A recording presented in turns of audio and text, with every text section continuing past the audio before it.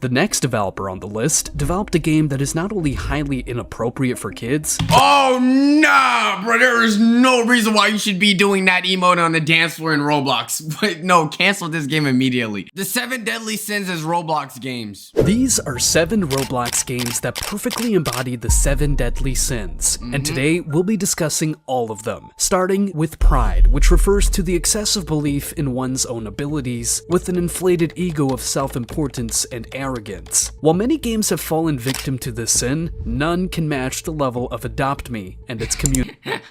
I love how it's like a deadly sin. Oh my god, what is wrong with y'all showing this much pride? And then it's a cute photo of a dog in the game called Adopt Me. How are y'all showing the fact that this is a prideful game? Like, what are y'all adopting? Are y'all adopting like some lions? Developed by Uplift Games, Adopt Me started as an MMO role-playing game where players could pretend to be a child getting adopted or a parent adopting a child. However, a year later, the developer shifted the game from adopting and taking care of children to virtual pets. With more and more updates, they started to add onto this feature, slowly making— I feel like I understand that. I don't know, having children take care of virtual babies, I mean, it's not the worst thing in the world, but you could see how people could make some weird role play family things. It's just weird things. Like, I feel like animals just makes more sense. And it's more cooler to what you can do with actually taking care of an animal. The main focus of the game. While some players missed the old Adopt Me, many were excited to check out the new additions to the game, which turned out to be a massive hit. By June 2020, Adopt Me became one of the most popular games in Roblox, with more than 6 million active players. Soon, players started to flex their rare pets. There's a pet that has wings. Okay, we're not raising dogs and cats anymore, right? We're raising like dragons. Like now, apparently people have what? Pokemons? Huh? I understand you have to do certain things, but I can understand how people could be prideful of showing off literal dragons. Which only created a frenzy among each other. This created a toxic environment around the game, with many players starting to trade and sometimes even beg for pets. I love how most people in Adopt Me beg for pets, and when you give it to them, they run off without saying thank you. Since the cost of pets was very high within the game, players— Are you mad enough to tweet that? Man, I hate when people don't say thank you after a trade. Like, I feel as if you're playing this game, then chances are you're probably like pretty young. I don't even think you should be on Twitter, to be honest. started to look for other platforms which were selling them for real money, resulting in countless people being scammed by suspicious sellers. What started as a game of adopting and raising children quickly turned into something focused on showing off pets. The developers capitalized on their young user base to fall into pride and made a ton of money, close to 60 million? Look, let's be real. Anyone that creates a game nowadays, people are doing it for money. Like, I feel like they have all these microtransactions. They want to introduce you to new features, add different things to the game for the fact that they want more people to be spending money. That's just the truth. $50 million. However, unlike the other games in this list, which faced a major drop, Adopt Me is still on the top with more than 50,000 active users and 35 billion visits. While Adopt Me exploited the human tendency of pride, Soul's RNG caters to one of the most common sins, sloth, which refers to being lazy and not wanting to put in any effort. Developed by Soul's Studio, the game is based on a probability system where the player has to roll in order to obtain the auras. However, the auras are solely dependent on your luck, starting from the most common ones, which are easier to obtain with a probability— I mean, that's any type of game though. Don't get me wrong, you still have what? FIFA, you got Madden, you got all these games. The whole point of all these like roll the dice or like open a pack, it's luck. It's all luck-based games. So I don't think it's smart for you to criticize the game for that if all of them do it. Of 1 and 2 to some of the most outrageous percentages like 1 in 100 million. Rather than focusing on making money from their players' Robux spending, they instead focused on making the players stay on the game for as long as possible. Due to the engagement-based payout system, the developers are incentivized to keep the players in the game in order to make money. However, unlike other games, Soul's RNG lacks an open world map to explore, and doesn't even have any notable features. The only action the player has to do is to collect potions scattered around the island. And with its auto roll feature, the game quickly turned out to be an AFK experience where you solely rely on luck. So what's the benefit of receiving all these like crazy things? Can you even like battle other people? You're just hanging around an island doing nothing but just trying to roll the dice? That's boring. Roblox players started to express their opinion about the game, stating that the game is a waste of my time. It's just without losing anything. You can't even do anything with the auras. However, the same cannot be said about the next game on the list that was destroyed by the very developers who created it due to their huge ego and anger issues. We're talking about Grand Kaizen. It is based on a popular Japanese anime, Jujutsu Kaisen, and was developed by Rev and Sean. However, the game was embroiled in controversy right from its release due to the lack of features and originality, like a skill tree system, which is commonly found in similar games. Even though the game was not well developed, the developers, instead of apologizing and correcting their mistakes, started to boast about the amount of money they had made from the release. One of the developers, Rev, confirmed that the game had earned around $10,000 in an hour and a total of $30,000 on its launch day. He even went so far as to call the players brokies. Okay, that's dumb. If these are the people putting money in your pocket and you're mad at them, you're actually a weirdo. That's just bad business. Why would you self-sabotage yourself like that? Rev further taunted the players by stating that he was about to blow all the money on his girlfriend. Before we continue with the rest of the video, Okay, so you're just a trick? You're proudly flaunting the fact that you're gonna spend all this money and materialistic things on a girl so that she can like you? I wanted to say that we are so close to 10,000 subscribers, and it would help a lot if you could subscribe. When things were starting to get out of hand, the developers apologized to the players and promised to relaunch the game within 24 hours. But many were skeptical as to how much they would change to the game, and rightly so, as they made no significant updates. Exactly, in 24 hours? In 24 hours, there's nothing you could do. And the game to this day looks like a wasteland with nothing to talk about. However, unlike the devs of Grand Kaizen, the next developer on the list developed a game that is not only highly inappropriate for kids. Oh nah, bro, there is no reason why you should be doing that emote on the dance floor in Roblox. But no, cancel this game immediately. It also shares a history of being associated with highly questionable content. Lust is an intense or uncontrolled desire that involves degrading others as mere objects to fulfill these urges, especially for sexual gratification, and Meep City is the perfect candidate for this sin. Developed by Alex Neutron, Meep City is a game with a social hangout experience with features like minigames, roleplay, and parties. Meep City became one of the most successful games on the platform, even becoming the first to surpass 1 billion visits. And the reason for its popularity was one of the most controversial features of the game, parties. Yeah, I feel like, bro, for a game that has a lot of children playing, you know that there's a lot of creepy adults also playing this game as well. Like, I feel like it's kind of weird having such a social game like this, combining adults with minors. The Party Portal is a feature that allows players to create or join parties that are hosted by other members. Well, for a social hangout game like Meep City, it completely made sense to have a party hall for players to gather and enjoy. But the reality was far from the truth. These parties were not the family-friendly events one might expect. Instead, they contained some of the most disturbing and inappropriate content on Roblox. Despite receiving massive backlash from the community, the developer of the game, Alex Neutron, didn't care and refused to take any action, stating that moderation is not my job. I make games, report them, and Roblox will take care of it. Yeah, he do not care about y'all safety. He said, hey, I'm just trying to make money. Y'all got a problem? Take it up with Roblox. Damn, I don't know whether to like or not like that response. Wow, I feel like to some degree, if you really care about your game though, you care about what's happening inside. Slowly, the game turned into an online dating place with highly inappropriate things going on. As the game grew more and more popular, it eventually made its way to the YouTube platform and was covered extensively due to adult content found on a game primarily used by minors.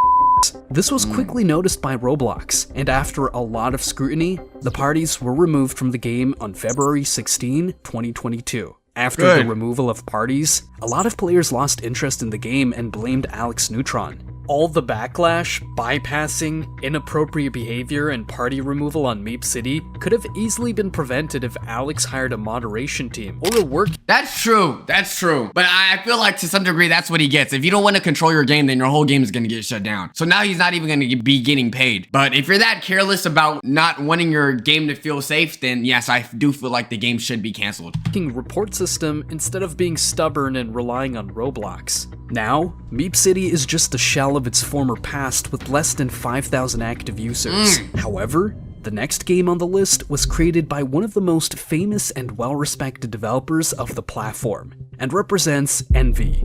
Envy can be best described as a resentful longing aroused by someone else's possessions, qualities, or luck, and the game which fits this is none other than Shindo Life. Shindo Life is a Naruto-inspired game that was developed by the Rel World Group. However, the game was not always known as Shindo Life. Rather, it started as Shinobi Life with different features compared to the current version. The original game— they had to change that name because they knew Naruto would have been knocking on their email talking about, hey bruh, why are y'all using our likeness? They knew they was gonna get copyrighted. Faced legal troubles due to copyright claims from the Naruto franchise and was taken down. In order to save their game from being taken down again, the developers scrambled to create a rebranded version, keeping the core mechanics similar but making some changes to the character designs. The rebranded game was welcomed with huge support as players were excited to check out their favorite characters. However, as Shindo Life gained popularity, the developers shifted the game's abilities towards more highly damaging AoE type combat from skill-based combat. This created a massive imbalance of abilities between the players, which made many— Yeah, I'd always hate it if I'm just like chilling, trying to get objectives, trying to better my character, and someone just comes in and just one-shots me. I feel as if games are better when they're close combat or like you don't really know who's gonna win and it's pretty balanced. But when you have 5 players just knocking down everybody and just being insanely good, it just ruins the fun. He quit. To make matters worse, the developers decided to add abilities outside of the Naruto franchise, like adding abilities of Spider-Man to the game, causing players to be disappointed. People would say it's an anime game, but you got Captain America's shield in it. Nobody asked for Captain America's shield to be in Shindo. Shindo dying and Rel adding any like— I mean, did y'all not watch the episode of Naruto when Captain America just started fighting Sasuke? Like, I think that was very much canon. I'm pretty sure I remember that episode. So to say that Captain America's shield is not in it is actually crazy, because it should be in it. Like Spider-Man to kill this game faster.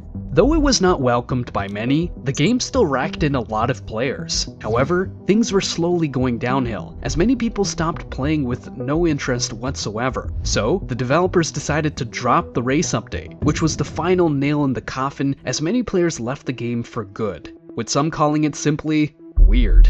In the race update, the developers added a new feature called Bloodlines, which allowed players to choose different playable races, each having their unique abilities. That's fire. Yo, I think a lot of people also gotta realize, if a game wants to keep being relevant and keep having active players, you need to add new features. I mean, of course, not everyone's gonna like the new features, but it's like, if it's the same game all the time, it's gonna get boring. However, the players were furious. But why? In order to get the ability, the player has to get the highest rank, Z rank. On top of that, the player had to collect DNA strands of the defeated boss and spin to unlock the race. But what made it more challenging is that players needed to use a special currency called Rel coins to spin for races, which was very time consuming to obtain. Adding the bloodline feature forced players to spend a lot of time or money on the game. And I don't know how amazing it is to obtain that feature, but a whole part of actually playing a game is to unlock these cool things. I'd rather players unlock abilities or cool features by actually playing the game than just purchasing their way into victory. So that's why I don't really complain if it's hard to obtain something by playing the game for a long time, because that's more respectable. And as time passed by, the developers decided to stop releasing their weekly updates, which was a clear sign that they had found something more eye-catching and were no longer as invested in the game. On January 4, 2023, the Rel World Group announced their new project, Nindon, which was welcomed by a lot of fans due to its unique approach and character design. 2 weeks later, the developers announced a new One Piece style game, Rel sees. This decision was likely motivated by the success of other popular Y'all got One Piece, Avengers, Naruto. Damn, bruh. I know this game probably took hours and hours to make. anime-inspired games like Blox Fruits and its competitors. It was clear that the Rel group wanted to achieve the same level of popularity. They were envious of their competitors' growth, which drove them to quickly change direction and try to capitalize on the next big trend. Even though the developers are not as focused with Shindo Life now, Rel Group is still highly regarded due to their determination to make their players happy, unlike the next game that clearly represents greed, which is the intense and selfish desire for something, especially money, power, or control. And the game that clearly fits this description is Blade Ball. Developed by Y1DDY and Chunch Bunch, Blade Ball is an action game that has a similar gameplay to Dodgeball, with players using swords to defend themselves from the main mechanic of the Damn, bruh. So y'all got like an anime version of like Dodgeball? What does the red ball do to you for you to need to be slashing it about 1,000 times like it's some Fruit Ninja? game, the ball. If it hits, the player gets eliminated and sent back to the lobby. Though many similar games were released in the past, none could come close to Blade Ball, racking in more than 3 billion visits from June 2023. However, things started to fall apart when the developers decided to make it a pay-to-win game. Though most of the skins and abilities were free to use, it was no match to the ones which were obtained from Robux. Over time, the players grew increasingly unhappy with the developers for not adding new features to the game, as they were nothing but... How much additional things can you add to a game where the premise is to not get hit by a ball? Like, don't get me wrong, I think you need to add new features to a game, but I feel like at a certain point it's like, what now? And this feels like one of those games where it's easy to like max out everything that you could add. boring and repetitive. They also accused the developers of turning the game into a cash cow with complete disregard of their players, with one going on to say, "Can you do one update where you don't have to gamble? If you don't have money, there's literally nothing new. No wonder your game is dying." As a result, the active user base of Blade Ball dropped by over 80%, from 160,000 players to just 31,000. But at least Blade Ball had an interesting concept for a game, which is why it gained a lot of players upon release, unlike the next game, which perfectly represents gluttony. Gluttony refers to the excessive and uncontrolled consumption of food, wealth, or excess of anything. And the game that best represents gluttony is Fruit Warriors. To be more precise, it is the developer of the game, Axior. Axior is a popular YouTuber in the Roblox gaming community, with over 1 million subscribers. He's well known for his Blox Fruits content, and was also one of the first from the Roblox community to reach 1 million subscribers on the platform. Damn. Not only did Axior hold a strong YouTube following, but also had a strong bond with his audience, garnering over 600,000 members in his Discord community. However, everything would change on October 6, 2022, when Rel Games announced their new One Piece-inspired game, Rel Seas. Many Rel Games fans were excited to hear about the new game, as the developers are well known for their previous games, Shindo Life and RPG Beyond. So, a lot of Roblox players were delighted to hear the news. But, to everyone's surprise, Axior seemed unimpressed, as he responded with a rather dismissive statement. "Rel Games? No thanks." His seemingly arrogant attitude forced the developers to release a reply video addressing Axior's comments. Does he have that much say into what games people play? I mean, if you like the game, then just play it, and if you don't like it, then you don't gotta play it. I feel like one of the most easiest accessible games are Roblox games. All you gotta do is just click a button. It's not like you're even paying for it. Others went on to talk about the hate they are receiving and asked for their fan support. Axior would go on to release his own One Piece-inspired game, Fruit Warriors. The game was dubbed the Rel Seas Killer, and its fans were eagerly anticipating its release. However, the reality of Fruit Warriors was far from what Axior's fans had expected. The game turned out to be nothing more than a bandit killer simulator, leaving many disappointed and questioning his attitude. How you go diss other people's games and how much time they're spending on it, and then when you release a video game, it's literally just tumbleweed. Nobody cares. Not a single player on that. Just stop being a hater, bro. Attitude towards Rel Games. After a week, his game quickly died out, and Axior was mocked for turning his audience against another creator for no apparent reason, destroying his online reputation, causing the official trailer of Fruit Warriors to be filled with hate comments such as, Nothing crazy, no crazy shenanigans, just straight up ass. This game has hidden talent. Let's keep it that way. Interestingly, ever since the release of Fruit Warriors, he was probably just mad at the fact that there was a competitor to his game and he was probably just dissing it so that more people would play his game that nobody cares about. Axior has not uploaded a single new video, which speaks volumes about his downfall. At present, Fruit Warriors has a staggering 8 active players, while the anticipation for Ral C's release is growing every day. Moral of the story, YouTube, if you're gonna create a game, make a good game, okay? Make a good game everyone actually enjoys, and stop being too greedy with the games and just be chill. Just actually care for the players. Let me know what game you thought was the craziest. Let me know if you guys actually hate any of these games. Join us on Discord. Make sure you guys subscribe to the gaming channel. Let me know what game you guys want me to play. Boxer for life. Love y'all.